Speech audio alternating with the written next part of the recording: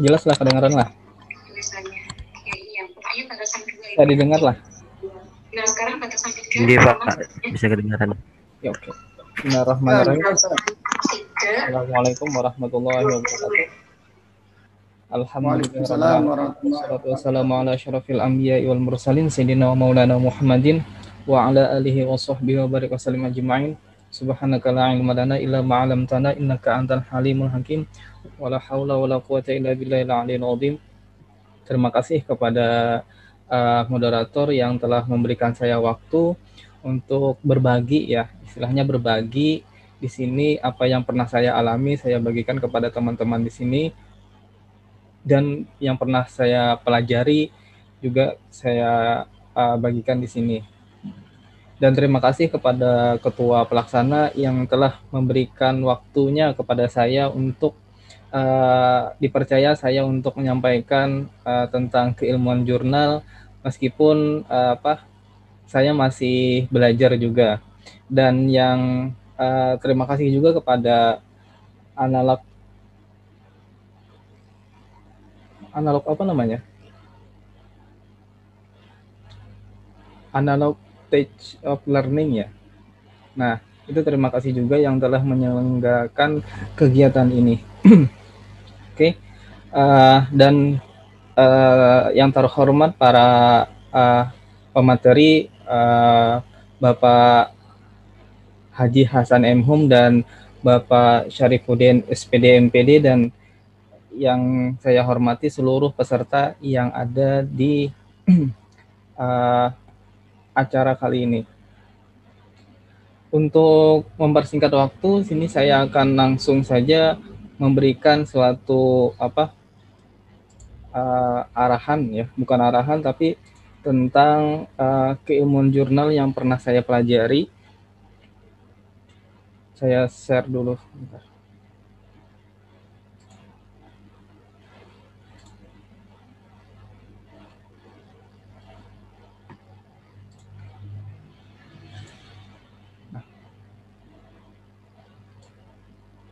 Di sini saya memberikan judul atau tema menuju jurnal bereputasi, ya. Nanti di sini akan kita jelaskan apa saja, bagaimana sih jurnal, mengapa kita harus menulis jurnal, dan bagaimana prosedur yang pernah saya alami dalam pengajuan dana hibah itu sendiri untuk mendapatkan dana hibah. Tentunya kita mengajukan dana hibah itu bukan berarti kita mengajukan itu langsung dapat, tidak. Tetapi harus memiliki harus melalui beberapa prosedur dan reviewer, dan di situ kita diseleksi dan dapat komentar berbagai macam dari reviewer tersebut. Nah, yang pertama dulu, tujuan penerbitan jurnal itu pada dasarnya ada 5, ya. Yang pertama itu meregistrasi kegiatan kecendikiaan. Kenapa? Karena setiap kegiatan kecendikiaan itu setidaknya harus dipublikasi. Nah, salah satu sarana untuk mempublikasi kegiatan kecendikiaan ini, baik itu seminar, baik itu diskusi, penelitian dosen atau guru, kemudian lagi pokoknya hal-hal yang sifatnya akademik, itu bisa diterbitkan di jurnal ilmiah ini sendiri. Kemudian menyertifikasi hasil kegiatan yang memenuhi persyaratan ilmiah. Dengan kata lain, di sini kita memberikan suatu hak paten. Jurnal itu memberikan hak paten kepada kita untuk menerbitkan jurnal kita. Supaya apa? Supaya jurnal kita itu atau artikel kita itu tidak diplagiasi dan sudah dipublikasi oleh salah satu jurnal. Dan kalau orang menginginkan menginginkan jurnal kita, maka harus mengutip tulisan kita itu sendiri. Yang ketiga itu mendiseminasikan atau menyebarluaskan secara luas kepada khalayaknya umum tentang tulisan yang kita buat. Dan yang keempat itu mengarsipkan semua temuan hasil kegiatan kecendekiaan ilmuwan. Dengan kata lain apa? Hasil kita itu harus kita arsipkan dan kita sebarluaskan. Tidak hanya kita simpan secara pribadi, tetapi juga harus disebarluaskan untuk kepentingan pengembangan ilmu pengetahuan. Dan yang terakhir itu meningkatkan publikasi ilmiah di berbagai perguruan tinggi dan memperkuat sivitas akademik di perguruan tinggi itu juga. Namun di sini tidak hanya perguruan tinggi yang harus mempublikasi artikel ilmiah, tetapi juga Dewan Guru pun disarankan untuk mempublikasi tulisan-tulisan beliau mengenai penelitian, baik itu penelitian di lapangan atau penelitian di sekolah. Nah, kenapa kita itu harus menulis jurnal? Ya, di sini yang pertama itu pasti kita mempunyai ide yang memang sangat brilian dan orang itu mungkin belum pernah memikirkannya. Gitu. Dan itu harus kita tampung terlebih dahulu berbagai macam ide-ide. Nah, kemudian yang kedua itu merupakan syarat ujian. Kenapa? Karena saat ini di beberapa perguruan tinggi itu untuk melakukan ujian munakasah atau ujian disertasi atau bahkan ujian tesis itu setidaknya harus memiliki publikasi terlebih dahulu. Nah, kemudian juga untuk keperluan naik pangkat. Nah, saat ini baik itu dosen atau bahkan guru itu ada tingkatan atau ada pangkatnya, dan setiap pangkat itu mengharuskan adanya publikasi ilmiah, dan yang selanjutnya itu sebagai laporan baik itu laporan pengabdian masyarakat atau bahkan pelaporan penelitian, dan yang terakhir itu adalah menyebarluaskan ide. Nah, menyebarluaskan ide inilah yang kemudian harus memerlukan suatu media atau perantara, yaitu jurnal. Terserah jurnalnya jurnal apa saja, ya. Baik itu setidaknya jurnalnya itu nanti di belakang akan saya bahas yang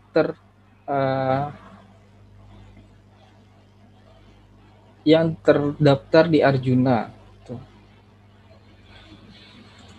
Nah, komponen halaman jurnal, kalau kita itu ingin ingin mengetahui tentang jurnal yang baik atau bereputasi, setidaknya kita pertama-tama dulu harus melihat tampilan. Sini saya mengambil contoh dari jurnal Hasanah UIN Antasari Banjarmasin, di mana Hasanah ini sudah terakreditasi Sinta 2 dan tampilannya cukup menarik itulah. Setidaknya harus menarik seseorang atau penulis untuk supaya mudah dalam ingin mensubmission tulisan itu sendiri. Nah, di antara komponen yang terpenting dalam halaman jurnal itu yang pertama description. Description itu tentang mendeskripsikan tentang jurnal. Kemudian terdapat editorial timnya, kemudian reviewer sama reviewer prosesnya, kemudian lagi ada focus and scope-nya, author guideline-nya tersedia di laman jurnal, kemudian artikel processing charts-nya dijelaskan di situ, kemudian lagi ada publication etik, jurnal statistik, indexing, abstracting, sama visitor, tabel konten, template, keyword, sama kontak. Dan yang terpenting lagi itu harus memiliki identitas penerbitan, yaitu PESSN sama ESSN-nya. Nah, semua itu harus tercover di dalam halaman jurnal supaya apa? Supaya memudahkan baik itu asesor atau bahkan penulis untuk mensubmit atau memahami jurnal kita itu sendiri. Moderator, kira-kira saya berapa menit ya diberikan waktu untuk menyampaikan materi?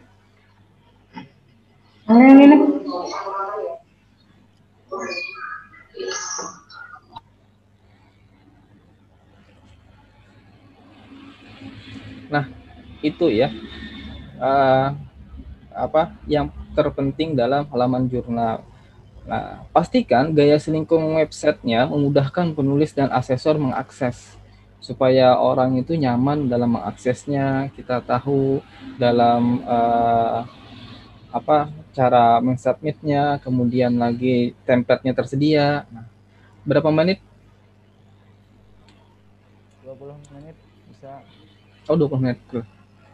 Kalau lewat nanti kabarin aja. Nah, itu.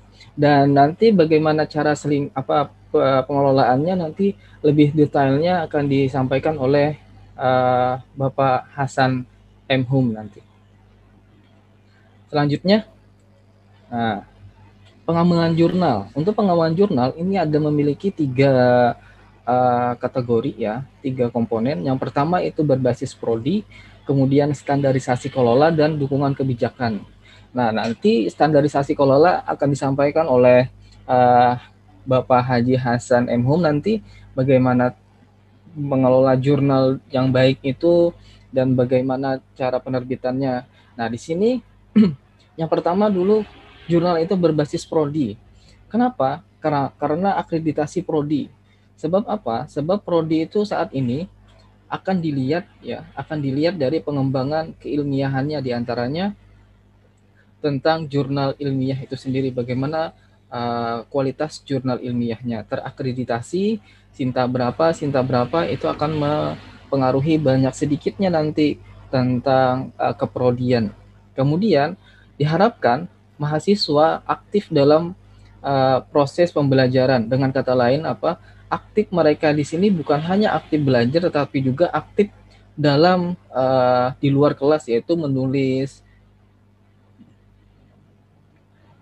artikel ilmiah itu sendiri. Oleh sebab itu, berbagai macam upaya yang dilakukan oleh lembaga perguruan tinggi supaya mahasiswanya itu aktif dalam mengembangkan karya tulis itu sendiri, baik dengan cara pelatihan, dengan cara kerjasama antara dosen dengan mahasiswanya, atau bahkan kalau guru-guru itu biasanya bisa kerjasama dengan para dosen dan juga kerjasama dengan lembaga-lembaga masyarakat yang ada di sekitar sekolahnya. Kemudian saat ini juga mata kuliah yang harus diemban oleh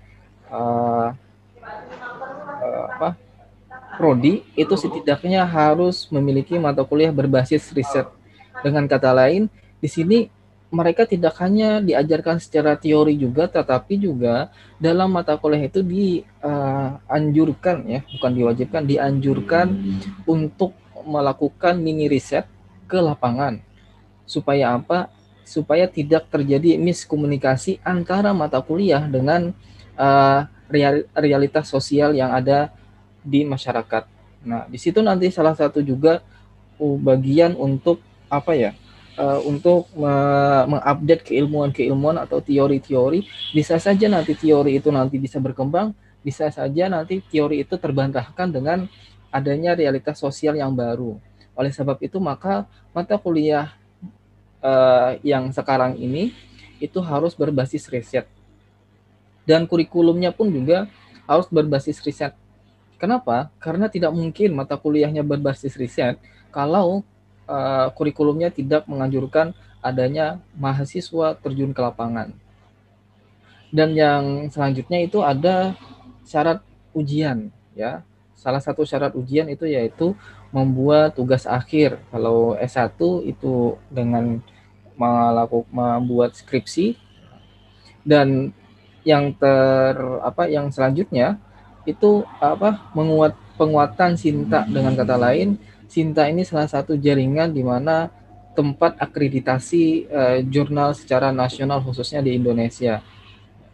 Dan yang terakhir itu penguatan jejaring prodi. Nah, dengan apa? Dengan tukar naskah. Artinya apa? Artinya di sini nanti bisa guru, bisa dosen, bisa antar lembaga yang terkait atau setara itu bisa saling tukar naskah ya. Sebab apa? Sebab dalam penerbitan jurnal itu setidaknya mengharuskan dan sangat dianjurkan 60% dari terbitan dari jurnal itu harus orang yang berada di luar instansi terkait ya. Itu. Dan standarisasi tata kelola itu juga akan menentukan kualitas jurnal, nanti akan dijelaskan oleh Bapak Hasan. Kemudian yang selanjutnya itu langsung dukungan kebijakan ya. Dukungan kebijakan itu tentu yang pertama biaya pengembangan dan sarana pendukung itu pasti dari instansi terkait ya. Adanya anggaran terhadap pengelolaan jurnal. Tidak mungkin jurnal itu akan berjalan tanpa adanya pendanaan khusus, sebab di situ nanti akan bayar reviewernya siapa, akan bayar editornya siapa. Nah, itu. Tapi oleh sebab itu jangan heran kalau ada ya sebagian jurnal yang mengharuskan membayar itu sendiri. Sebab apa? Ya tadi untuk membiayai proses proses artikel di dalam OJS atau Open Journal System-nya itu. Kemudian kebijakan penguatan SDM atau editor dan reviewer. Nah, di sini juga kebijakan harus didukung oleh penguatan SDM yang kita melihat editornya siapa, kemudian reviewernya siapa. Di situ nanti asesor akan melihat kualitas jurnalnya. Dan yang selanjutnya lagi ada kebijakan citasi karya tulis. Nah, di situ nanti akan ada seberapa banyak karya tulis yang ada di dalam jurnal itu disitasi atau dirujuk oleh penulis yang lain. Makanya di situ nanti disuruh untuk salah satu menjadi kebijakan dukungan kebijakan. Kemudian ketersediaan naskahnya tersedia di dalam konten jurnal itu sendiri, bisa itu dalam bentuk konferensi internasional atau dalam bentuk nasional. Dan persyaratan, nah ini salah satu persyaratan pembukaan prodi pasca atau prodi baru mengharuskan adanya penerbitan karya tulis ilmiah. Supaya apa? Supaya ilmu pengetahuannya itu terus berkembang dan terus mengupdate keilmuannya dalam memberikan sumbangsih akademis secara global. Dan yang terakhir itu sumber penerimaan. Nah, sumber penerimaan ini baik itu penerimaan naskah itu siapa saja yang akan masuk, dan itu nanti akan diatur di fokus and scope jurnal itu sendiri. Nah, adapun tingkatan jurnal itu ada beberapa macam. Yang pertama itu ada berdasarkan Permen Ristek Dikti nomor 20 tahun 2017 ya. Yang pertama itu ada standarnya berdasarkan nasional. Nah, setidaknya standar nasional ini dia memiliki ESSN-nya baik itu secara online atau secara cetak. Terbitan versi online berbahasa yang digunakan. Kemudian bahasa yang digunakan itu standar bahasa Indonesia kalau nasional. Selanjutnya komposisi penulis. Komposisi penulis biasanya akan dilihat. Yang baik tadi seperti yang saya jelaskan di awal, 60% itu berada di luar instansi. Ya, makanya tadi adanya kerjasama antar prodi. Supaya apa? Supaya kita bisa tukar naskah gitu. Nah, di situ juga salah satu penguatan kerjasama antar prodi atau antar sekolah. Kalau sekolahnya ada lembaga penerbitan artikel itu sangat luar biasa. Jadi guru-gurunya diharuskan untuk menulis artikel ilmiah di situ. Dan selanjutnya itu ada jurnalnya itu terakreditasi nasional, tapi terakreditasi di Sinta itu sendiri. Nah, sama halnya dengan persyaratan ciri-cirinya seperti nasional, hanya saja di situ ada editorial timnya itu mencakup beberapa perguruan tinggi, dan yang pasti itu memiliki DOI. DOI itu seperti identitas artikel atau identitas jurnal. Kalau kita seperti manusia ya, kita warga negara Indonesia itu DOI-nya itu layaknya KTP. Nah, itu. Dan yang terakhir itu terdaftar di Sinta. Sinta itu ada beberapa tingkatan, nanti ada Sinta paling tinggi Sinta 1, dan Sinta 1 biasanya sudah terindeks Scopus atau setara internasional. Kemudian Sinta 2 sampai itu paling rendah, yang di bawah Sinta 1, dan paling rendah itu sampai Sinta 6. Nah, kemudian ada lagi jurnal internasional. Itu setidaknya bahasa yang digunakan itu adalah bahasa PBB. Baik itu bahasa Inggris, bahasa Arab. Editor board-nya itu minimal 4 negara kalau mau menuju internasional.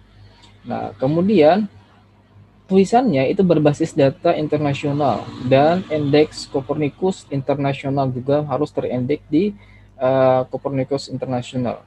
Kemudian mempunyai impact factor atau terindeks secara internasional. Nah, jurnal Indonesia yang setara dengan jurnal internasional itu setidaknya terakreditasi B atau bahkan terindeks Scopus. Biasanya bahasa PBB, kemudian ada DOAJ-nya, terdaftar di DOAJ biasanya, dan Green Teach-nya. Itu salah satu pengindeks internasional. Kemudian ada lagi internasional bereputasi, jurnal internasional bereputasi. Itu setidaknya sama halnya dengan kualifikasi jurnal internasional, hanya saja di situ akreditasinya A, lebih tinggi daripada internasional. Nah, itu beberapa tingkatan-tingkatan jurnal yang kita ketahui ya, yang kita ketahui untuk kalau kita ingin menerbitkan artikel, kita lihat-lihat dulu jurnalnya, apakah ini terindeks atau tidak, atau ini jurnalnya dikelola atau tidak, itu nanti diketahuan terlihat dari laman jurnalnya itu sendiri. Oke. Nah, di sini ada beberapa indikator jurnal bermutu kalau kita ingin kalau kita ingin menerbitkan. Setidaknya standar menu, kita harus melihat menunya tadi. Makanya kan saya bilang di awal, jangan sampai tampilan layar, tampilan laman jurnalnya itu membuat baik itu asesor atau autor atau penulisnya itu bingung ingin submitnya di mana, ya. Nah, itu standar menunya standar.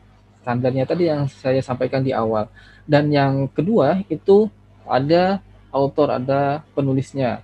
Kemudian di situ tertera editor board-nya. Editor tentang mengedit naskah-naskah yang masuk, dan diharapkan semua aktivitas jurnal itu dalam proses daring atau secara online di situ. Nah, kemudian ada artikelnya, kemudian artikel itu di reviewer, kemudian diterbitkan dan masuk pada jurnal polisi. Nah, setelah itu juga dimasukkan ke dalam database dan terindeks ya. Indeksnya itu macam-macam. Kemudian ada doi-nya, ada identitasnya, kemudian artikelnya itu disitasi oleh berbagai akademis dan memiliki rekam jejak. Rekam jejaknya misalnya kerjasamanya dengan siapa, bahasanya memakai bahasa, setidaknya kalau kita ingin secara nasional itu memakai bahasa Indonesia dan konsisten dalam penerbitan. Ini beberapa indikator jurnal bermutu yang pernah saya ketahui. Dan selanjutnya ada muatan jurnal ya. Muatan jurnal itu beberapa macam, yang baik itu bisa hasil penelitian, artikel hasil penelitian, bisa juga hasil penelitian itu bisa hasil penelitian dari dosen dengan mahasiswa, para guru, para LSM. Kemudian artikel hasil penelitian, selanjutnya ada artikel telaah dan temuan, ada juga. Biasanya artikel ini hasil dari disertasi, bisa hasil tesis juga bisa. Kemudian ada lagi artikel yang berbentuk ulasan, itu bisa juga dimasukkan dalam jurnal. Dan book review juga bisa juga, sedangkan obituary dengan kata lain ini hal-hal yang bersifat sejarah dan editorial, dan bisa dengan kita editing ya, editing tentang konsep bisa, tentang buku bisa gitu. Dan Selanjutnya dan yang terakhir itu ada eh, hasil penelitian tentang aktivitas organisasi atau kita mempublikasi aktivitas-aktivitas salah satu organisasi yang ada di Indonesia. Itu beberapa muatan jurnal. Nah, kemudian dalam jurnal itu mengharuskan ya, setiap jurnal mengharuskan dia terakreditasi supaya apa? Di situ supaya jurnalnya bisa dilihat dan bersaing dengan jurnal-jurnal yang lain. Adapun syarat-syarat akreditasi itu pastinya memiliki ASSN-nya atau PASN-nya. Nah, kemudian namanya itu harus sesuai dengan DILIPI, terdaftar sesuai dengan uh, awal daftar pengajuan jurnal online itu sendiri. Bagaimana kalau suatu saat akan berubah? Nah, itu nanti akan dijelaskan di history. Di history itu nanti akan dijelaskan mengapa jurnal itu yang awalnya namanya bisa A menjadi namanya itu bisa B nanti atau bisa tambahan. Dan yang selanjutnya itu ada memiliki doi dari Crossref ya, dan harus terdaftar di Google Scholar, minimal Google Scholar, dan yang pastinya itu bersifat ilmiah. Nah, kemudian minimal terbitan 2 tahun. Istilahnya 2 tahun itu kalau dalam 1 tahun 2 kali terbit ya. Kalau 2 tahun itu biasa 4 artikel berarti. Nah, 2 edisi, nomor dan isu per tahun. Dengan kata lain 2 kali dalam setahun, 2 nomor, 2 isu. Isunya 2 kali. Dan naik peringkat cinta itu terbitan nomor 1 diawali dari terbitan pertama, dan terdapat penjelasan tentang publikasi etiknya, bagaimana etika publikasi itu tertera. Di mana mencarinya terserah. Biasanya kami dianjurkan untuk melihat dari jurnal-jurnal yang lain. Tapi jangan sampai kita melihat langsung belak-belakan diletakkan dalam laman jurnal, jangan. Tetapi harus melalui editing dulu supaya apa? Supaya ada perbedaan nanti. Dan yang terakhir minimal penerbitan dalam satu jurnal itu 5 artikel. Jadi satu artikel, jadi satu kali terbit itu minimal 5 artikel. Berarti dalam setahun itu menghasilkan 10 artikel. Tuh. Dan harus diingat catatannya, semua proses sistemnya harus berdasar pada daring penuh. Kemudian standarisasi seluruh komponen dan memaksimalkan terbitan akhir. Dan yang terakhir itu evaluasi diri dan harus didaftarkan di Arjuna. Arjuna itu salah satu komponen, salah satu situs untuk pengajuan akreditasi jurnal ilmiah. Nah, adapun unsur penilaian dari asesor dalam penilaian kita itu yang pertama ya. Yang pertama itu ada penamaan jurnal. Penamaan jurnal, nama jurnal itu harus sesuai dengan yang tercantum di LIPI. Nah, jangan sampai kita berubah kalau kita ingin mengakreditasi jurnal. Oleh sebab itu pemerintah khususnya Kementerian Pendidikan itu berusaha untuk memudahkan proses akreditasi itu sendiri dengan melakukan berbagai macam pelatihan ruang lingkupnya. Kemudian nanti kelembagaan penerbit. Nah, kelembagaan penerbit ini juga biasa sebagai contoh ya, jurnal diterbitkan oleh Sekolah Tinggi Ilmu Al-Quran Amuntai. Nah, itu harus ditulis di halaman jurnal atau di deskripsi jurnal. Sebaiknya pada halaman muka UJS juga ditampilkan alamat lengkap dari redaksi jurnal itu sendiri supaya apa? Memudahkan kita, memudahkan asesor, memudahkan autor atau orang yang mengunjungi laman jurnal itu kalau ada yang ingin ditanyakan langsung melalui kontak. Kemudian penyuntingan dan manajemen jurnal. Biasanya itu terdiri dari editor sama dewan redaksi, mitra bestari, dan lain sebagainya. Nah, selanjutnya itu ada substansi artikel. Biasanya asal penulis tetap dipertahankan, istilahnya tetap dipertahankan. Asal penulis itu seperti misalnya kita orang dalam, orang STIQ mempunyai jurnal, kemudian menginginkan karyawan STIK itu menulis jurnal, tetapi setidaknya 60% itu harus dari luar instansi itu sendiri. Dan yang selanjutnya itu ada gaya penulisan. Gaya penulisan ini akan dilihat oleh asesor. Apakah penulisannya itu konsisten atau tidak. Judul artikel harus menunjukkan dengan tepat masalah yang hendak dikemukakan.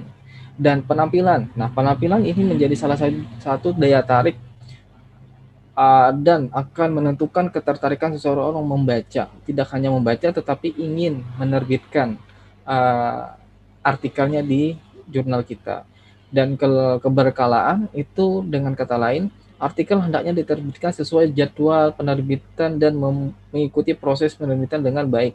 Mulai dari submit, review, revisi, dan publish. Dan selanjutnya penyebar luasan. Nah, penyebar luasan ini nanti akan terindeks di laman jurnal. Itu yang akan dilihat oleh asesor. Sejauh mana orang mengunjungi laman jurnalnya. Sejauh mana orang melihat tentang mensitasi ya, juga mensitasi tentang artikel atau bahkan juga jurnalnya. Oleh sebab itu, caranya bagaimana share jurnal melalui berbagai media, baik itu WA, Facebook, Instagram, agar orang lain bisa membaca dan mendapatkan manfaat dari jurnal itu sendiri. Nah, ini penilaian asesor terhadap jurnal. Nah, kemudian kita masuk kepada pengajuan proposal. Ya, pengajuan proposal itu pasti memiliki beberapa komponen nanti. Nah, setidaknya kalau Ristek Dikti, Simlitab Dimas itu prosedurnya pengajuannya yang pertama kita harus menggunakan akun portal Arjuna, nanti Arjuna, kemudian kita disuruh untuk mengisi identitas terbitan berkala, sudah benar dan dilengkap. Telah melakukan evaluasi diri, nama jurnal harus sesuai dengan yang terdaftar di ISSN. Itu. Pokoknya kalau namanya itu bermasalah, lebih baik perbaiki dulu lah namanya sebelum kita mengajukan akreditasi. Sebab itu sesuatu yang fatal. Oleh sebab itu kan setiap persyaratan pasti ada namanya harus sesuai. Nah, kemudian melengkapi persyaratan yang telah ditentukan nanti belakang dan mengunduh dan mencetak lembar pengesahan untuk ditandatangani. Nah, ini nanti akan ada hal-hal yang ditandatangani kemudian diupload kembali menggunakan hasil scan pengesahan yang sudah ditandatangani minimal maksimum ukurannya 1 MB dan disertai surat komitmen dari pimpinan instansi dalam pengajuan akreditasi dan pengajuan proposal bantuan. Dan yang terakhir itu mengunggah sertifikat atau salinan surat keputusan akreditasi. Nah, di sini setidaknya harus kalau dalam Ristek Dikti itu mengharuskan jurnal itu mendapat bantuan minimal terakreditasi ya. Supaya apa? Dengan kata lain, kalau sudah terakreditasi itu dia harus benar-benar sungguh-sungguh dalam melakukan penerbitan atau pengelolaan jurnal itu sendiri. Oleh sebab itulah maka di sini diharuskan untuk terakreditasi terlebih dahulu. Dan selanjutnya, nah tadi ada di awal tadi persyaratannya. Ini beberapa persyaratan yang harus dipenuhi. Yang pertama, tahun pertama terbit itu kapan, kemudian cakupan atau fokus and scope keilmuan itu apa saja, itu harus jelas. Dan kontributor atau sponsor jurnal itu bisa kerjasama dengan RJI, dengan lembaga-lembaga penerbitan ilmiah bisa, kemudian fokus dan ruang lingkup jurnalnya. Kalau bisa, ada sejarah singkat tentang kenapa jurnal ini dibuat dan deskripsi singkat tentang jurnal. Itu diperlukan di dalam akun Arjuna. Kemudian bahasa utama dan bahasa tambahan. Bahasa utama tentu memakai bahasa Indonesia atau memakai bahasa Inggris. Kalaupun ada bahasa tambahan dicantumkan juga nanti di laman jurnal itu sendiri atau dalam pengajuan akreditasi. Pernyataan bahwa kegiatan bersifat ilmiah. Itu ada nanti surat pernyataan via reviewernya. Halaman website berisi daftar lembaga pengindeks jurnal. Kita nanti akan dijelaskan oleh mualim Bapak Haji Hasan nanti yang akan menjelaskannya bagaimana pengindeks jurnal itu, bagaimana tata cara kelolanya akan diperjelas oleh beliau. Nah, di sini nanti kita disuruh untuk melakukan rencana kerja ya. Program yang akan dilaksanakan ketika sudah mendapatkan dana hibah itu sendiri. Dan indikator kinerja itu apa yang ingin kita capai dalam ketika sudah mendapatkan dana hibah dan kemudian dilakukan kegiatan, apa sebenarnya yang hendak didapatkan dari kegiatan yang akan kita lakukan itu sendiri. Harus dijelaskan juga secara rinci. Supaya apa? Supaya para review yang mereview proposal kita itu jelas. Sebab nanti ada komentar-komentar yang memang sangat menyakitkan kalau kita baca. Ini tidak sangat rasional katanya, seperti itu. Nah, mengisi rencana anggaran atau RAB. Nah, ini kita harus hati-hati. Sebab apa? Jangan terlalu melebihkan, jangan terlalu kurang. Kita realistis saja, apa yang kita perlukan kita buat. Dan acara apa saja yang akan kita lakukan itu yang harus kita jelaskan apa adanya. Jangan menambah, jangan dikurang. Ya, kalau dalam bahasa ilmiahnya itu harus objektif. Karena di situ nanti kita ada standar-standar khusus yang mereka tetapkan dalam RAB pengajuan dana itu sendiri dalam proposal. Dan setidaknya itu harus menyertakan yang pertama komposisi diverifikasi asal negara untuk Dewan Penyunting atau editor board-nya atau bahkan mitra bastari dan penulis saat proposal diajukan. Di situ harus disertakan. Kemudian jumlah citasi dalam perharinya berapa dan indeks jurnal yang sudah dilakukan apa saja. Nah, itu yang perlu ditampilkan dalam pengajuan proposal. Di dalam proposal juga harus ada secara terperinci. Ini kalau di dalam Simlitab Dimas yang di bawah lindungan Kementerian Diktis, Kementerian Pendidikan dan Pengembangan Teknologi di Ristek Dikti. Nah, ini Pak Ida. ya. Ini lebih 2 menit sudah. Sudah lebih kah? Kemudian ini saja terakhir. Nah, ini bentar lagi. Nah, kalau ini memang penggunaan biaya anggaran ya. Ini terakhir sebentar, satu slide lagi. Komponen dasar dalam proposal pengajuan ini yang pernah saya buat. Nah, yang pertama itu pendahuluan. Pendahuluan itu setidaknya berisi deskripsi jurnal, sejarah jurnal, dan alasan mengapa kita harus melakukan pengajuan program. Alasannya harus kuat dan sangat rasional. Nah, itu. Kemudian rencana di sini berisi rencana kegiatan yang akan dilaksanakan dalam meningkatkan kualitas jurnal. Nanti dijelaskan secara rinci mengapa harus melakukan kegiatan itu sendiri. Itu rencananya. Dan yang ketiga, waktu pelaksanaannya setidaknya harus ditentukan jauh-jauh sebelum hari. Supaya apa? Supaya di situ kita ketahuan bahwa proposal ini sangat serius. Dan yang keempat itu berisi uraian maksud dan tujuan, apa manfaat atau untuk apa yang hendak dikehendaki atau dicapai dengan adanya kegiatan tersebut, maksud dan tujuannya. Dan yang kelima itu berisi uraian pencapaian kompetensi dasar yang ingin dicapai, dan keenam itu biaya yang diperlukan, berisi rasionalisasi biaya yang akan digunakan selama pelaksanaan kegiatan. Jadi semuanya harus diperhatikan dari awal pendahuluan hingga biaya yang diperlukan. Singkatnya, komponen dasar dalam proposal itu kita harus menyertakan sesuatu yang realistis, jangan mengada-ada. Sebab mereka juga berpengalaman dalam hal-hal pengajuan proposal. Jangan sampai kita terlalu melebih-lebihkan dan terlalu kurang. Ya, apa adanya saja. Ya, itu yang pernah saya alami dan pernah saya lakukan berdasarkan pengalaman. Dan apabila ada kawan-kawan yang lain yang lebih mengetahui atau ada pengalaman lain, bisa di-share nanti di sini sambil kita diskusi sama-sama.